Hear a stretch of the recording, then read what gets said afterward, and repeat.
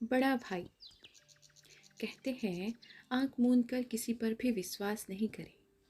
जीवन में अपने ही हैं जो सबसे पहले विश्वासघात करते हैं। महाज्ञानी रावण कभी नहीं सोचा होगा कि उसका अपना सगा विभीषण उसके साथ धोखा करेगा। हम आप तो स्वार्थ की दुनिया में रहते हैं, जहाँ जीवन किसी संघर्ष से कम नहीं। बबीता मौका मिलते ही अपनी जेठानी सारिका के घर जा बैठती थी। यद्यपि वे अलग अलग रहती थी, मगर अभी तक सौहार्द बना हुआ था। सारिका को बिना बताए बबीता का आना पसंद नहीं था, लेकिन वह मुंह से कुछ नहीं कहती थी। बबीता अपनत्व दिखाते हुए रसोई में घुस जाती, फिर चाय खुद से बना साथ साथ पी लेती, फिर बातों ही बातों में पूछती, अच्छा आपने ये लिया, कितने का पड़ा, मैं भी लूँगी। एक तरह से देखा जाए तो वह सारिका के घर की हर नई वस्तु को नोटिस करती, फिर अपने घर आकर पति सुनील से कहती, देखो जेठ जी ने ये लिया वो लिया, और एक तुम एक चम्मच भी कहती हूँ तो पैसों का रोना रोने लगते हो। अरे सीखो जेठ जी से, कुछ ज़मीन वगैरह बेचो तो शायद हमारे भी अरमान पूरे हो जाएं। बबीता की बात सुन सुनील खामोश रहता। अब वह था एजेंट, जो उसे कमीशन मिलता वह घर खर्च के लिए पूरा नहीं पड़ता था। इसलिए वह अपनी भाभी से चोरी छिपे भाई मुनिल से रुपये पैसे लेता रहता था। मुनिल सरकारी दफ्तर में क्लर्क था। सुनील और मुनिल के बीच का लेन देन सारिका को पता नहीं चलता था। वह बस इतना जानती थी कि उसका देवर सुनील अपने भाई मुनील का भक्त है, इसलिए वह और उसके बच्चे भी सुनील पर भरोसा करते थे। पत्नी बबीता के हर वक्त के ताने सुन सुशील के मन में भी भाई से प्रतिस्पर्धा जागी, मगर इसके लिए वह धैर्य के साथ प्लान बनाना शुरू करता है। भाई मुनील के ऑफिस ओवर खत्म होने पर वह भाई के मार्केटिंग का थैला उठाता।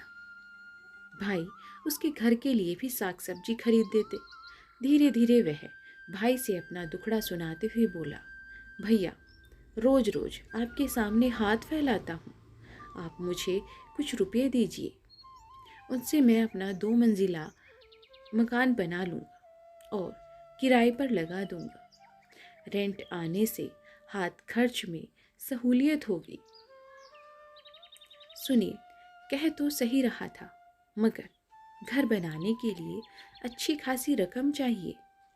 पैतृक संपत्ति को छोटी छोटी बातों पर बेचना बुद्धिमानी नहीं। देर से और धैर्य से बचने पर उचित मूल्य मिलेगा। तो फिर मुनिल जी तत्काल सुनील को कोई जवाब नहीं दे।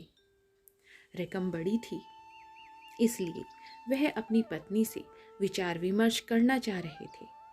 भाई मुनील के द्वारा तुरंत जवाब नहीं देने से सुनील के माथे पर सिकन आ गई, मगर वह मन के भाव को उजागर होने नहीं देता।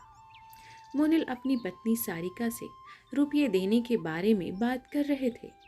सारिका बोली, देखिए सुनील जी की मदद उनके ससुराल वालों के अतिरिक्त आपकी दोनों बहनें संगीता और विनीता करती ही हैं, फिर आप भी कुछ ना देते ही होंगे। ऐसे में किसी को घर बनाने के लिए रकम देना मुझे उचित नहीं लगता है। अरे भूखा है तो लोग खाना दे सकते हैं, मगर किसी की छत कौन बनाता है। सारिका की बातों में दम था, मगर सुनील तो छोटा भाई था। अब बड़ा भाई होने के नाते वह उसका मुंह खाली जाने दे, यह उचित नहीं। रोज की तरह ऑफिस ओवर खत्म होने पर सुनील फिर भाई का थैला उठाने आ गया, लेकिन आज वह अपने मुंह से कुछ नहीं कहा। मुनील उसे उसके घर के लिए ज़रूरत की चीज़ें साग सब्जी लेने को बोले तो वह बोला, भैया इसकी कोई ज़रूरत नहीं है, आप रहने दीजिए। सुनील की आवाज़ की मायूसी मुनिल के दिल को छू रही थी, मगर वह कुछ नहीं बोले, मन ही मन परेशान हो रहे थे। सप्ताह भर यही क्रम चल रहा था। सुनील खामोशी से भैया का थैला उठाता रहा। आखिर मुनिल का दिल भाई के लिए पसीज ही गया। वह सारिका को बताए बगैर पर्सनल लोन के लिए अप्लाई कर दी। लोन मिलते ही वह सुनील को बुलाकर एक चेक काट कर दे दिए। वह खुश हो गया। दूसरे दिन से उसके घर पर काम शुरू हो गया। उसने राजमिस्त्री को बुलाकर अपना घर बनवाने का काम शुरू कर दिया, क्योंकि उसके हाथ में पैसा जो आ चुका था। सुनील का 2 तल्ला तैयार हो गया, मगर अब सुनील काम का बहाना बना भाई से दूर दूर रहने लगा। बबीता भी सारिका के घर आना जाना कम कर देती। इस बात को सारिका नोटिस कर रही थी। उस दिन जब मुनिल का एक मित्र आकर सूचना देता है कि सुनील जमीन बेच रहा है, तो मुनिल को आश्चर्य हुआ। वह सुनील को बुलाए, मगर सुनील तबीयत का बहाना बना देता, बोलता कि मेरी तबीयत खराब है। मुनिल सब समझ रहे थे। उस दिन जब संयोग से सुनील का सामना भाई से हुआ, तो वह नज़र बचाकर निकलना चाहा कि कहीं भाई मुझे देख ना ले। मुनिल उसे रोककर उसकी हालचाल पूछे, फिर मित्र की कही बात दोहराए। इस पर सुनील भाई के मुंह लगने लगा। मुनिल चुप हो गए। धीरे धीरे भाई के बीच बातचीत बंद हो गई। फिर तो सुनील स्वच्छंद हो गया। अब वह जिस तिस से भाई की शिकायत करके बोला, घर के झमेले को सड़क पर लाने लगा। लोग मुनिल को दोषी समझने लगे, सोचते शायद सारी गलती मुनिल की ही है, मगर मुनिल चुप रहा।